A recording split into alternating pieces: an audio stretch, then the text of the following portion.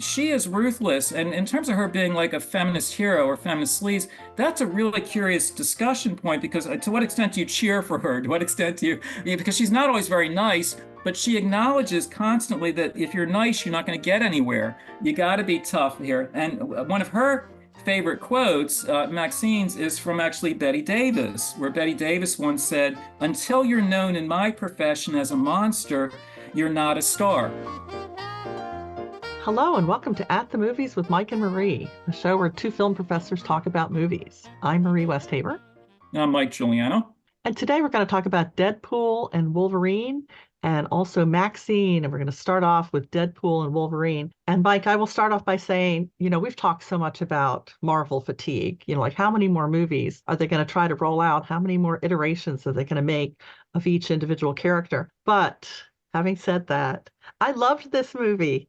I thought this movie was so much fun to watch. I had a few problems with the amount of gore, but in terms of the repartee, I thought this movie was hilarious. Where do you want to begin with it?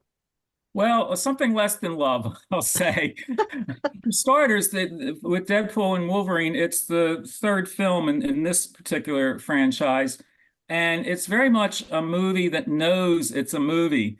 From the opening narration, it's breaking that fourth wall. For instance, with the inside jokes that aren't so inside, actually, one of the first things said in the movie is, Disney's so stupid. So it makes fun of Disney, which is the releasing studio. It makes fun of Fox, which was swallowed up by Disney. So, in Los Angeles, people were probably falling in the aisles with laughter because this is like, trade jokes. But enough of the public gets that too. But here's where, for me, there's a fatigue factor. Namely, that I can appreciate that sort of self-reflexive, jokey quality, but honestly, it wears thin for me. So even though I did laugh at a lot of those throughout the film, but after the first 10 or 15 minutes, I felt like it was enough already with the self-referentiality, and it just got to be kind of cloying for my taste. The second thing that became a bit much for me actually is the gore that Marie mentioned. It's just really, even by today's standards, it's excessive at times. And I know I sound puritanical when I say that, but I'll be puritanical then. It's just like you don't need it to that degree. Come on. And it's all meant as comedy, of course, but to what extent are you laughing after a while at all that gore? So that's the second reservation. The third is kind of a curious industry note, namely, this is, it's such a huge box office hit and it's rated R. And of course, superhero movies are almost never rated R. So this one sets itself apart that way within the Marvel universe that, it wants everyone to go so long as they have a parental supervisor with them. The thing is, though, it goes to that R rating with a vengeance. Number one, the gore that we've already talked about. Number two, the language. This film is rife. I love using the word rife. This film is rife with America's favorite four-letter word. And I saw it in a theater where, like, every time that word was said, people were laughing. It's sort of Pavlovian, right? That people laugh at that word. But for me, it's like, it wasn't that I was offended. It's far worse than that. I was bored.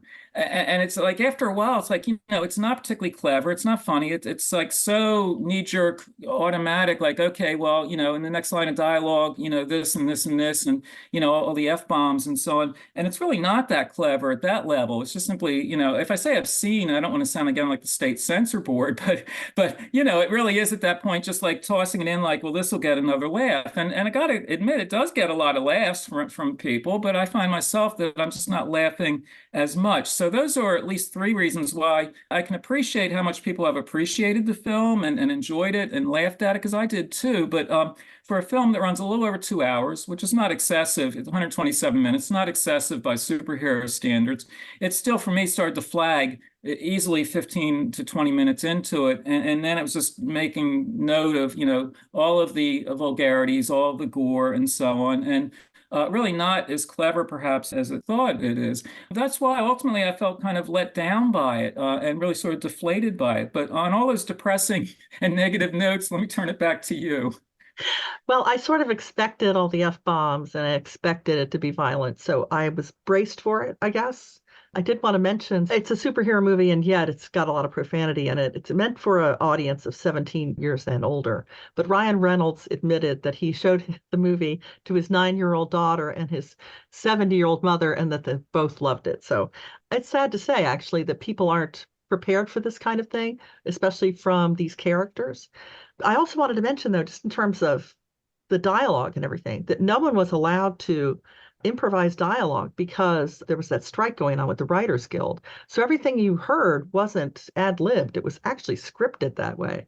So that's actually a criticism, I think, for the script writer, not necessarily the actors. Well, a quick footnote on that. Occasionally I'll read scripts or portions of scripts, and it can be rather dispiriting because when you read the script for a film like this, it's like if it's funny on the screen, a lot has to do with performance, right? And Mhm. context. But when you simply read it as a script, it has a vocabulary of about 10 words, and I'm insulting you with some F-bombs, and you throw some back. And it's like, oh, how many pages of this can we take? But on your earlier point, in terms of audiences somehow not expecting or not, I think the opposite, actually. I think this movie is boasting about its R rating. People who go to see it, that's why they're going among. In other words, they want a superhero movie that's naughtier than most. They want to push that envelope. And so in the making and in the marketing of it, I think audiences are keenly aware of that. Now, what I find interesting is your observation about the family. It's flipped to say that, well, Ryan Reynolds must have a dysfunctional family. And so I'm not saying that. I'm just simply saying that, I think it's a curious question, and joking aside, for parents with smaller children. Do you want to take your kids to see this? Between the language and the violence, only parents can answer that for themselves, right? It would be ridiculous for me to be draconian with a judgment there. But if you have smaller kids, I would think once kids get into their teens, and certainly by mid-teens, there's not a word here they haven't heard and used before, right? And they see a lot of violence in all their video games and movies and et cetera, VR headsets. They know violence. So that's again a judgment call, but that's where you're creeping closer to the 17. And I think actually that's the audience that most appreciates it. Actually, it would be like mid to late teens and so on, because that's where you sort of enjoy using language like that, because your parents don't want you to say that word, and so you say it anyway. But again, joking aside on this, I think that is a serious question for parents with kids as to, do you take them with you? Because in many ways, a lot of this is silly, goofy stuff, right? I mean, it's congruent with a lot of the superhero, trading barbs back and forth. It's just, let's just say, saltier than usual. Well, I actually thought when I was watching it that it was improvised dialogue because so much of it sounded like that sort of zany character that Ryan Reynolds plays in a little bit in all of his movies. And I have to tell you, every time he said baby knife, I cracked up. There's just something about his deadpan delivery and his sense of humor that just I found just really, really funny. So I'm surprised that it was all actually scripted and that they were just following the script. I think the chemistry between Ryan Reynolds and Hugh Jackman was great. And I think, I'm not a big comic book person, but even I know that Deadpool and Wolverine are kind of the edgier of the superheroes. So, you're sort of expecting to get, that bad boy aspect, don't you think? Well, yeah, and actually, when you think of these actors, they're veterans of this kind of comedy. And you make a good point with Ryan Reynolds. He makes it seem improvised because he seems like a stand-up comic who's on a Hmm. riff. And when you're a Yes. stand-up comic and you're riffing with a live audience, you're not quite sure where it's going to land either, right? You just keep going. And he has that quality, and there's a charismatic quality there, which even though I wasn't enjoying the film, I was actually enjoying the performance as a performance, which is a distinction of sorts. But the fact that they're veterans here, Ryan Reynolds is 47, Hugh Jackman's 55. They've been in their share of superhero movies. They know the drills, they know the outfits, if you will. And so they can trade things back and forth that way. And in terms of what you do at this point in a franchise's history, again, this is the third Deadpool. There's a reminder. There are many reminders in the film, actually, that wasn't Wolverine killed in 2017, in the earlier movie. And so that I did laugh at because so often in a superhero movie, you think, well, that's it for him. He's a goner. I was at the funeral. He's a goner. But then you always have an excuse because after all, you're dealing with supernatural stuff, with magic. So you always have ways to somehow bring a character back. Now, on the one hand, I think that's funny. I mean, it is like you can't keep a good monster down kind of or superhero down kind of thing. It always bounces back, right? But on the other hand, not that you take a movie like this seriously, but on the other hand, it just seems like, well, nothing really matters then because it's just like, if somebody gets knocked off, whatever, well, a year later, there's the next installment. Guess what? He was in some alternate universe and now he's back. And my response is another one of America's favorite words, whatever. Those are occasions where you actually use the word whatever. Well, whatever. Here he is, he's back. And the movie does have some fun with that, like at the graveside and this and that. But somehow, there'll be Wolverine or a Wolverine coming back, and you got to smile at some of that because it's so shameless, right? It's just right up front with it. They also give you multiple Deadpools, which reminded me of that was the thing I liked about the Into the Spider-Verse movies, that there were other Spider-Men. So I found that to be a kind of a fun thing. The dog, dog pool. That's the strangest looking dog I've ever seen. And actually, it's Ryan Reynolds' kids playing kid pool and baby pool.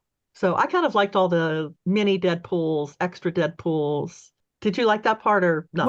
Again, I mean, I smiled at a lot of that because when you're all in for a self-reflexive, a movie like that, it never quits, right? It just keeps going. So you have, that what amounts to like stunt casting, whether of characters or the actors. And at that level, it is kind of fun to do the additional research, as in, hey, who's that kid kind of stuff, because it just never ends. It just keeps going. It's a hall of mirrors in a lot of ways. I could appreciate that. I could smile at some of that. Maybe my smile was not quite as broad as yours, but I was smiling at some of that. Sure, I can. I'm not totally a grouch with it. Sure. I also enjoyed including the song Bye Bye Bye because in Deadpool 2, they use a Celine Dion song, Out of Ashes. And Deadpool tells Celine Dion that she has to shoot it again because she shot it at like an 11 and he needed her to come down to like a 5. And she says, "This thing only goes to 11. Beat it, Spider-Man." And then he says, "Man, I should have asked in sync." So, like little things like that, if you remember from the other movies, it's hilarious. A lot of those asides are just kind of tossed out there, but I thought they were just really funny. And But so you know did what? the audience. My Oh audience, yeah. which was not late teenagers, it was a lot of like seasoned middle agers, let's say that. Well, thank you for using that word because when you mentioned the musical selections, it's something I also noticed too, that this is a movie that got it very much an adult audience, people who were going for an horror movie.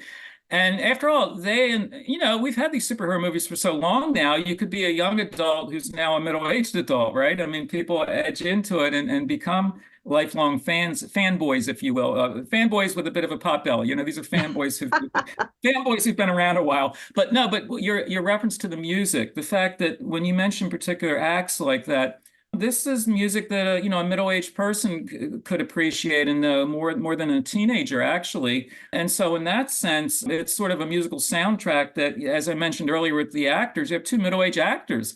This is the music they would listen to and know. And so, the movie is actually pitching itself in that respect. Not that a younger person can't appreciate that music, but directly pitching itself at a middle-aged audience. And also, let's acknowledge the fact that Hugh Jackman really got into shape fast because he's been on Broadway, I think, doing The Music Man. Not a role where you need to be super buff, but in order to get in shape for this, sort of reminds me of a discussion we had about Daniel Craig and James Bond, where he said, at some point, you just can't do it anymore. Your body it just takes so much to get into that level of fitness. Hugh Jackman looks amazing. So you're right. If it's pitching at all to a more seasoned audience, it gives you some amazing somebody's personal trainer needs a raise. Oh, I know. It's actually very funny in the film because it's one of those movies like, well, any excuse to take off your shirt, and Yes. it's one of those things. Not that anyone in the audience is complaining, but you look and you think there's buff and there's buff. There's not an ounce of fat. It's just, I mean, it's all him, I realize, but you keep thinking, is this computer generated? What produced such a body? And again, I think that's actually to the film's credit is that it knows what the audience wants, number one, and number two, it knows how to deliver that in a really lighthearted way, and it is funny with that actually. And when I read the end credits, you're looking for personal trainer, right? You want to find out who this person is. Well, there are certainly a lot of credits, and I want to mention, and I know everybody knows this when it's a Marvel movie, you have to wait till the bitter end for that last scene. But I have to give it to them for restraint because it only goes 7 minutes over the 2 hour mark, which is admirable in most of these superhero movies. Yeah, it's ironic that we discussed that point because you would think, okay, it's over 2 hours long, but so many of these superhero movies are 2.5 pushing 3 hours. So 127 minutes seems brief. It's breezy, and actually, to the film's credit, it does kick along at a nice pace. You know what I mean? It doesn't really dawdle for too long. And even though I was bored by the film, I had to acknowledge that the pacing was pretty fleet, pretty quick most of the way through. And so yeah, the end credits are going to be long for any superhero movie, and but you got to stick it out to the bitter end. You want those 20 seconds of footage at the very end of the film, and so it is. Audiences usually flee the theater as soon as the film is over, but now they're trained to stay in their seats for that. And even when it's a film I'm not crazy about, of course I stay. I mean, I don't want to be the one kid who's, oh, you didn't see that? I don't want to have that on my conscience. Oh, I saw every minute of it. Right, right. You want to make sure you see all of it. So, last point I wanted to ask you about is in terms of it being a buddy movie, the filmmakers cite Planes, Trains, and Automobiles from 1987, Midnight Run from 88, and 48 Hours from 1982. I can sort of see 48 Hours. I'm not sure about the other two. Yeah, I heard a radio interview with Ryan Reynolds where he talked overtly about the movies you just mentioned, and he was a big fan of John Candy, for instance, as a comedian. And I can see aspects of that because these are what I'll call like shaggy dog tales. Whether it's a night in Manhattan or it's a road trip or whatever, and all kinds of stuff happens. So these are episodic films in that respect. And once you start on that road, quite literally, almost anything goes, right? You don't know what's around the next bend. And so I wouldn't push the comparisons too far, too literally, but in a generic sense, absolutely. I mean, you just see that kind of shaggy dog quality to it. And that's why, even when I'm not crazy about the film, I think, it's not taking itself seriously, and I won't take it seriously. And, you could do a lot worse for your entertainment dollar. So that's the case where, again, this is also part of that middle-aged aspect you and I talked about. If you're in the age range that they are as actors, particularly Ryan Reynolds from that quote, growing up, what did you see as a young adult? What influenced you? And so I found that kind of interesting, actually, that for him, these are comedy classics, and I actually, enjoy the films you've mentioned, and I can see how those would affect him as a filmmaker, as an actor. Well, let's move on to Maxine because you have given me the perfect segue in that, all right, first of all, when I went to see it, I did not realize it was the third part of a trilogy and had no idea what was going on. So I went back and watched the other two movies, and now everything makes sense. So the first thing I would say to anybody wanting to see this, see the other two movies first, or you will be completely lost. But one of the things that they get right out of the gate is that 1980s music and the cars and the hair and the clothes. So on the money. I graduated from high school in the 80s, and this was just so perfectly set up. But this is not my genre of movie. I don't particularly enjoy horror. So, Mike, why don't you start off talking about the movie in terms of people who do appreciate that style of filmmaking and how you would describe the trilogy leading Yeah. up to Maxine? Sure, absolutely. The filmmaker Ty West is working in a genre or subgenre, if you will. It's been referred to as the horror verse. And so, in terms of the first two movies, it really does. I won't say it's essential, but as Marie said, and I'll underscore, it really helps if you've seen the first two. If this isn't your genre or subgenre, just steer clear of the whole package. But if you're interested, there was X, which came out in 2022, and its immediate sequel the same year, Pearl. And because they really do follow this character, Maxine. She's a pornographic film star. There's a massacre. Why not in a horror movie? She's the only survivor. She's that lone woman who's, that happens sometimes, right? Like everyone's been cut down right and left, but she's going to make it through. She's our protagonist. And to put it mildly, she's had a difficult life, one thing after another. It ain't been easy for her. So what's interesting about it in terms of the perspective on Maxine and her name, actually, a lot of X's here, Maxine Minx, she's a triple X in the title itself, is the fact that the film has been described as feminist sleaze. And this is where it's like we could spend hours talking about this because, yes, we're all for feminism, and she's certainly a torchbearer that way. She's going to make it through.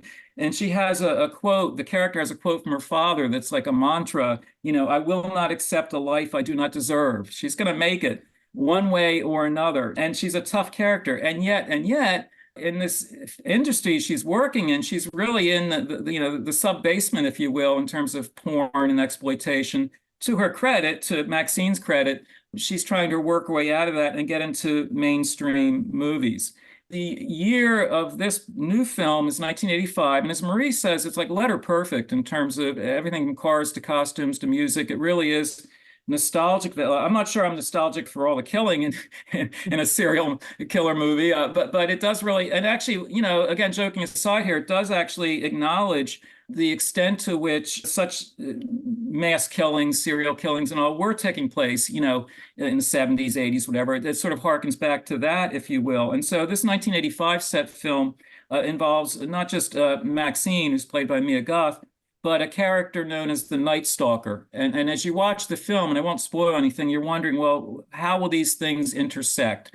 Her quest to become a mainstream movie star, and this serial killer who's in residence in Southern California. What's going to happen here? What I did enjoy about the film, and I use the word enjoy, I guess, with air quotes around it, because it's a really tough film in a lot of ways. It's really grimy and gritty and all that, is that here's a coincidence and a curious one, that just as Deadpool's like the third installment, this is the third installment in another, I'll call it a franchise. And it's not a movie in the sense of breaking the fourth wall, but it's very much a movie. It has a lot of references. Number one, because of course the main character is a film actress. And number two, that it puts it all very much in context. For instance, she wants to become a star so desperately. So there's a scene where she's walking down the street, and it's actually the Hollywood Walk of Fame, and she puts out her cigarette. And of course, when you're an actress like that, you're going to stub it out with your foot decisively, right? You're going to stomp on it.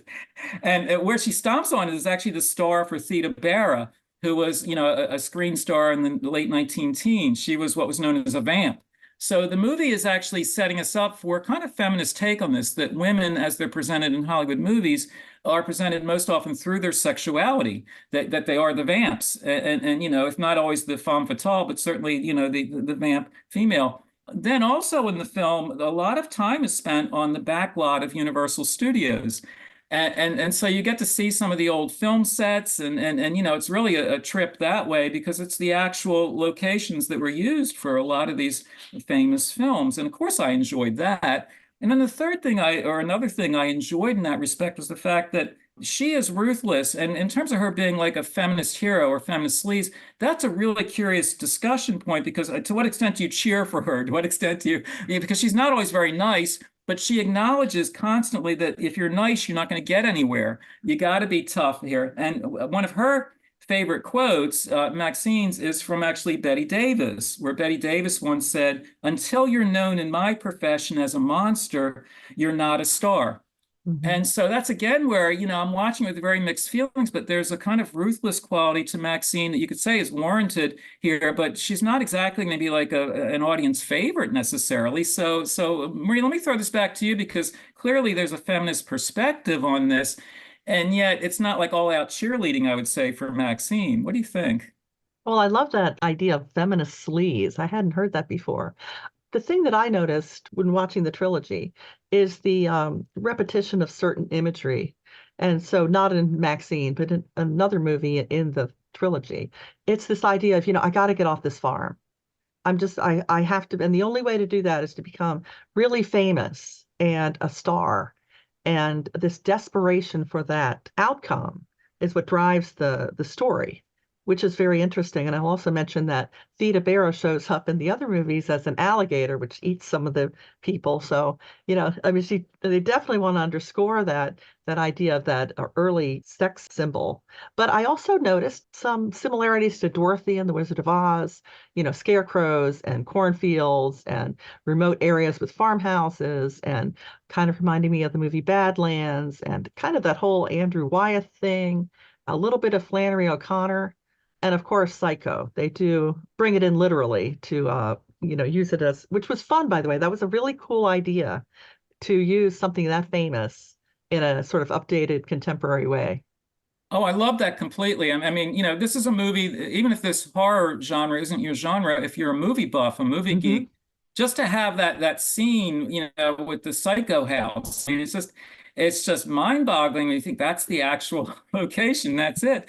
And so, of course, I enjoyed that immensely. So even though otherwise in the film, I had very mixed feelings about it, it is a movie in a sense that you can enjoy there. And, in some way, quite realistic, I would say, in that, if you want to get ahead, it's like that Betty Davis quote. I mean, you got to be like so assertive that you're kind of monstrous to other people. And yet, so she has to be that way. But then there is that Night Stalker who, without spoiling anything, you got a monster on the rampage there. And then you have all sorts of interesting, and this is almost like a film noirish bit of characterization, casting.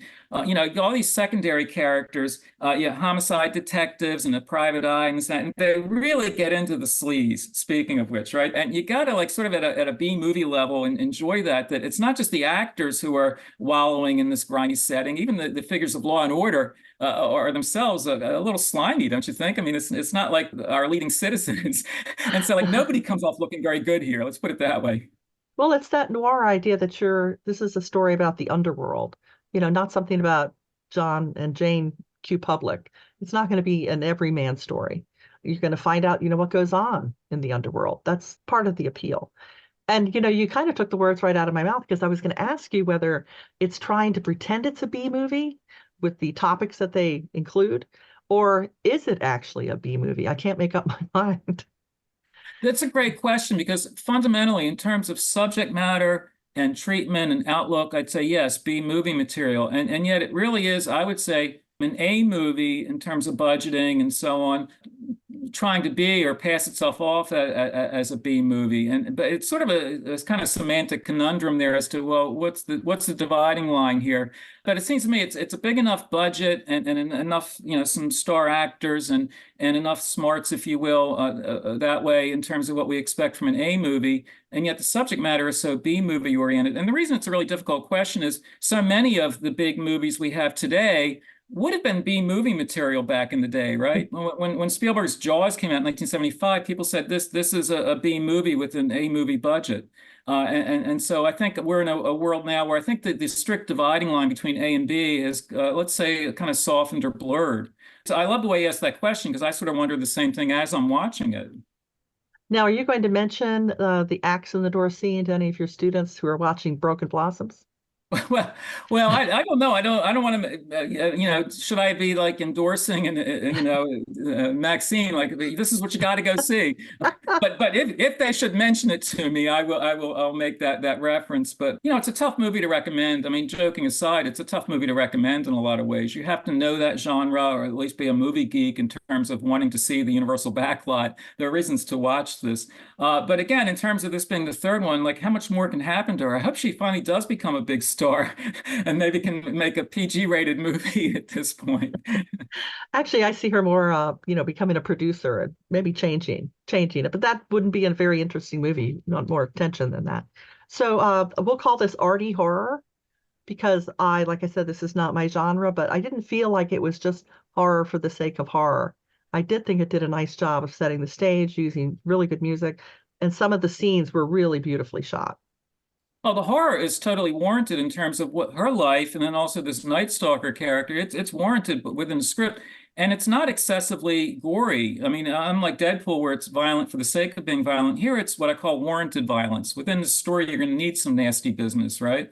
And it doesn't wallow in that at all, really. It gets us just enough so we realize how sleazy the whole environment is. And so I actually like that about the film is that there's some smart people behind this film. They know what they're doing. And that if they're working with B-level material, they know that material so well that there's sort of an A-level patina for it. When you mention scenes that are well shot, that's where, again, this is the filmmaking smarts that kick in.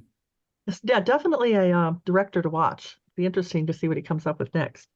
But that brings us to the end of this episode. Check out our other episodes at atmhcc.podbean.com. And we'll see you next time at the movies. See you then.